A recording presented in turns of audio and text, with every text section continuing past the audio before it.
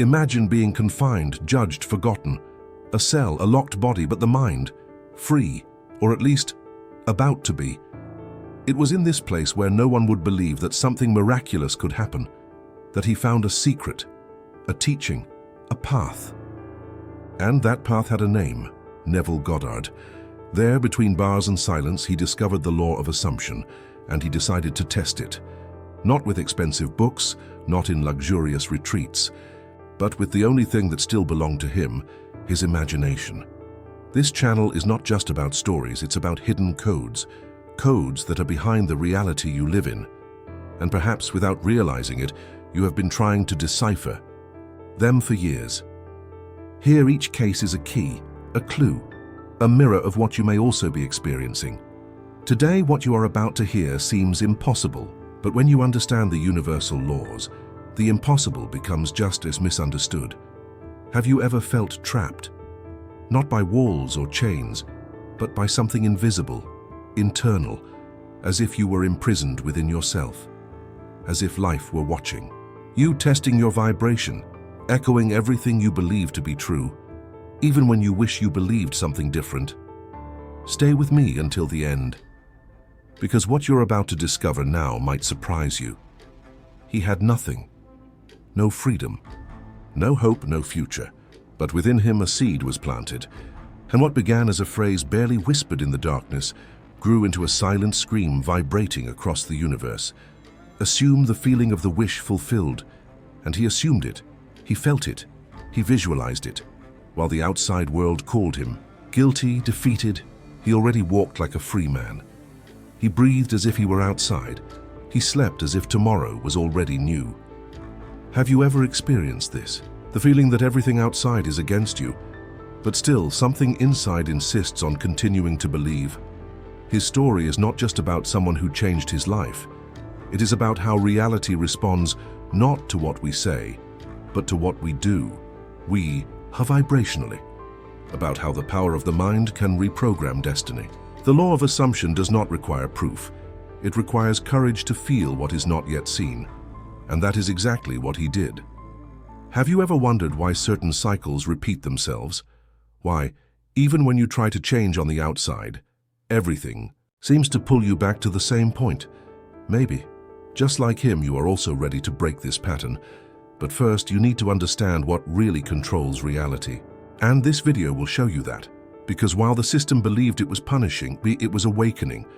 While the world saw a number, he saw a code, and that code was inside him all along. Now, get ready. Because the real story begins here. In this video, you will learn about, or perhaps to recognize, some of the most powerful universal laws that silently govern your life. Starting with law of assumption, which reveals how everything you experience begins with feeling, not having. You will understand how she gives mentalism, proves that your external reality is nothing more than a reflection of what happens inside, your mind. And as law of vibration is always responding to the frequency you emit, even when you don't realize it. Throughout this story, you won't just hear about these laws. You'll feel how they operate in practice. You will see how to use each of them in your daily life, in the way you think, feel, react, desire. You will discover that you don't need to wait for the world to change. You need to change from within. Now, because everything that happens outside starts here inside, and maybe in the end you'll realize that you're already using these laws. You just didn't know their names yet. Now, while you listen to this story and perhaps feel something echoing inside you, I want to invite you. If this subject makes sense to you, if something in the beginning touched you, a phrase, a feeling, a memory, write it here in the comments. It could be something you've already experienced, something you're currently experiencing, or even something you haven't been able to name yet. Because when you share, you're not just expressing yourself, you're activating the field. And sometimes what you feel may be exactly what someone else needs to read to awaken. And if you felt that this content speaks to parts of you that often remain silent, then like this video.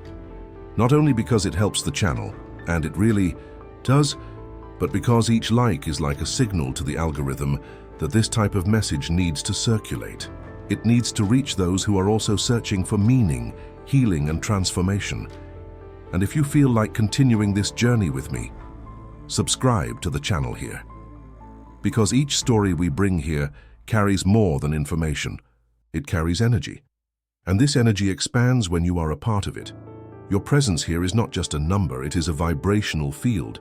It is part of this space where the invisible begins to take shape, where the spiritual meets the real, where mystery ceases to be fear and begins to be code. And speaking of codes, what comes next? We'll show you how even within the most rigid walls, the mind is capable of opening portals. Let's dig even deeper into this. Because what happened there, in that dark, cold cell, was more than just an attempt to distract himself with some reading. It was the beginning of a silent rupture, an invisible turning point. He didn't know exactly what he was doing, not at first.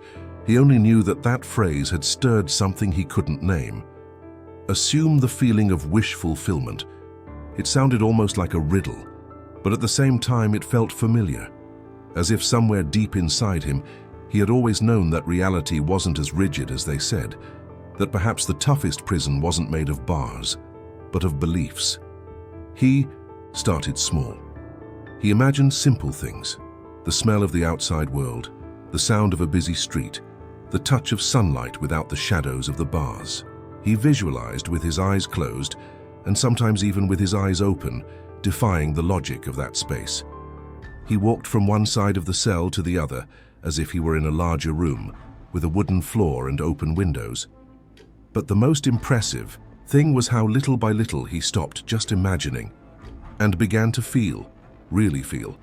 And when he felt something changed, not outside but inside, the cell was still the same. The uniform, the noise of the gates, the tasteless food, everything was the same. But him, he was no longer the same. And that is what almost no one understands about real transformation. It does not begin with the world treating you differently. It begins with you becoming someone who responds differently to the world. It is subtle, but it is powerful. Because there, in the silence of repetitions, where everything seemed to die in a cycle, he began to plant another frequency, a new energetic signature, and that changes everything. I'm not talking about magic. It's not about closing your eyes and waiting for something to change from the outside in. It's about training your perception, redirecting your focus, and that requires decision, courage, a surrender that no one sees, but that vibrates high enough to change the field. He didn't pray to get out of there. He was thankful as if he had already left, and that's a detail that makes all the difference. Because when you give thanks for something that hasn't happened yet, you vibrate as if it were already yours. And the universe, which doesn't understand words but understands frequency, begins to respond. This is how the law of assumption works. You don't wait for change to feel it. You feel it to create change. And this applies to everything. To a relationship that doesn't seem to flow, to a job that doesn't fulfill you, to a version of yourself that you want to leave behind. What he did there in that cell was more than visualizing. He decided. He decided to assume the identity of someone who was already free, not legally, but vibrationally. And this, over time, changed the very time around him. Conversations began to change. Opportunities appeared out of nowhere. His behavior began to clash with that environment. And you know what's crazy? The other prisoners started to notice. They couldn't explain it. They just said he seemed different, lighter, more certain of something that no one else could see. And perhaps this is one of the biggest signs that his vibration has changed, when the world doesn't understand it yet, but it's already starting to react. When his new frequency starts to create friction with that which no longer belongs to him, he remained in the same place, but he was no longer stuck in the same cycle. And when that happens, the universe reorganizes itself. Sometimes slowly, sometimes drastically, but always in a fair way. Comment, I'm on this journey too, now to pay attention to what started to happen after that. Because it was at this point that reality, which had been resisting until then, began to give way in an unexpected way. This feeling of imprisonment, which we so often try to ignore, is more common than it seems. And no, I'm not talking about physical bars. I'm talking about those invisible chains that we accumulate over time, expectations that were not met, guilt that no one sees, decisions that brought us here, but that perhaps no longer make sense. It's a silent prison. And the cruelest thing about it is that it often seems comfortable. Routine disguises itself as security. The cycle repeats itself over and over, and somehow we convince ourselves that there is no way out, that things are the way they are, but deep down, something bothers us, something doesn't fit. That's where the identification lies, because maybe you've never been in a cell, but what if you're living in a mental version of it? A pattern that insists on repeating itself in your relationships, a scarcity that keeps coming back no matter how hard you try, a feeling of inadequacy that appears even when everything seems to be going well. That's the mirror, and it doesn't lie. It only reflects what's vibrating inside. And no matter how many times you try to change the world around you, if inside, the frequency remains stuck to the same trauma, the same fear, the same idea of yourself, this is the part that hurts, but it is also where liberation lies. Because when you understand that it is within that everything begins, the key appears, transformation becomes possible, and the world, which before seemed like a merciless judge, begins to behave like a fair mirror. Nothing on the outside changes until you change on the inside. And this is a truth that almost no one wants to face. But he faced it. In that cell, with his body limited and time stagnant, he looked inside. He felt the discomfort. He allowed himself to be confronted by his own reflection. And it was in that confrontation that the turning point began. Because there is no way to overcome what you do not face. And he faced himself honestly. He acknowledged the anger, the regret, the guilt. But also, little by little, he began to recognize something new. Possibility. He began to observe his own thoughts as if he were watching the backstage of a movie that was always repeating itself. He noticed when he felt fear. He noticed when he was diminishing himself. And instead of reacting as he always did, he chose differently. He breathed. He changed his focus. He told himself a new truth. And this is not simple, but it is powerful, because every small decision not to act automatically is a break in the cycle. It is as if each new thought planted was a micro-revolution within him, and then, without even realizing it, he began to change his vibration. Not because I repeated affirmations all day long, but because he was aligned with a new intention. A sincere intention. He no longer wanted to run away from himself. He wanted to become who he knew he could be. And this decision, this true desire for transformation, changed the way he occupied space. Even though he was still trapped, he began to carry freedom in his gaze. A different presence. Like someone who already knows what is going to happen, even if no one understands it yet. That's where the magic begins. When you change the way you feel about reality, reality responds, not by punishment, but by correspondence, because the law of vibration does not interpret, it only translates. And the universe, which seemed to be at a standstill, began to reorganize itself. Comment, this makes sense to me, because what came after this internal change was something that no one expected. Not him, not those around him. And that began to prove, in a way that is almost impossible to deny, that when the mind changes, destiny obeys. This is where we begin to see what really moves the gears of the invisible. His story is not just a tale of overcoming. It is the living application of a spiritual code that governs everything that exists, even though most people have never heard of it. The law of assumption, taught by Neville Goddard, does not work as the world has taught us to believe.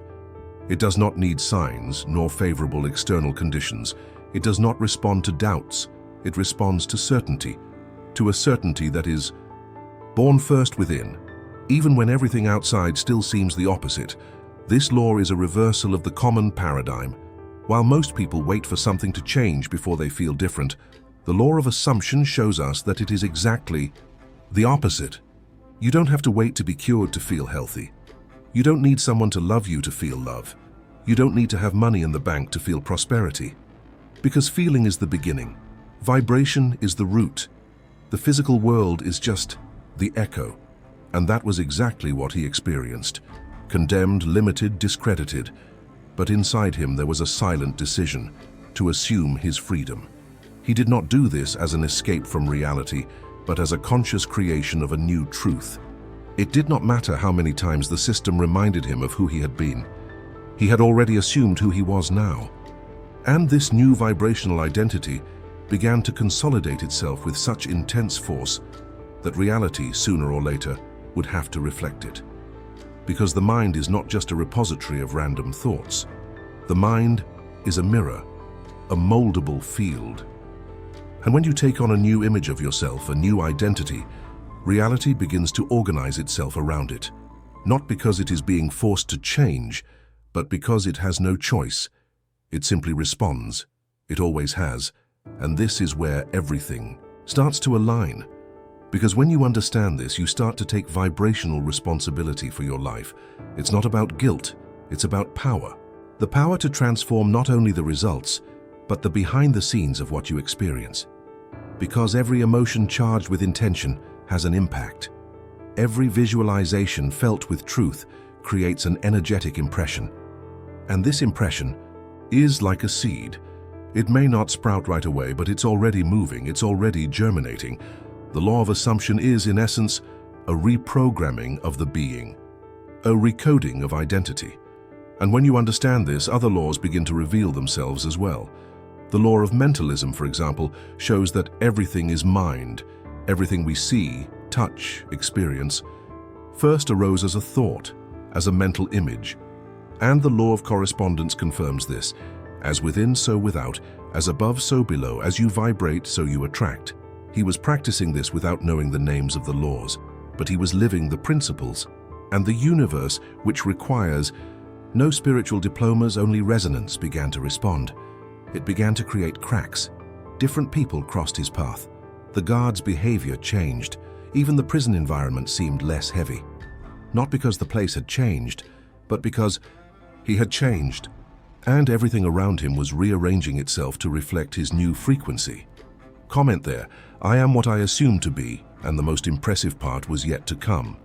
Because when the field is truly reprogrammed, reality begins to bend before the new identity. Months later, when no one expected it, something unlikely happened.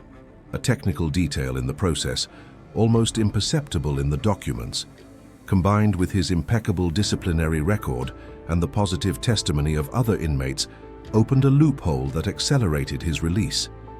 To those looking from the outside, it was luck, a legal coincidence, but to him it was no coincidence, it was confirmation. A subtle but exact response from the universe to the new frequency he had been sustaining. And that day, when he walked through the prison gates, he was not just leaving a place, he was sealing an identity, ending an old version of himself. But the most impressive thing wasn't what he left behind. It was what he found outside.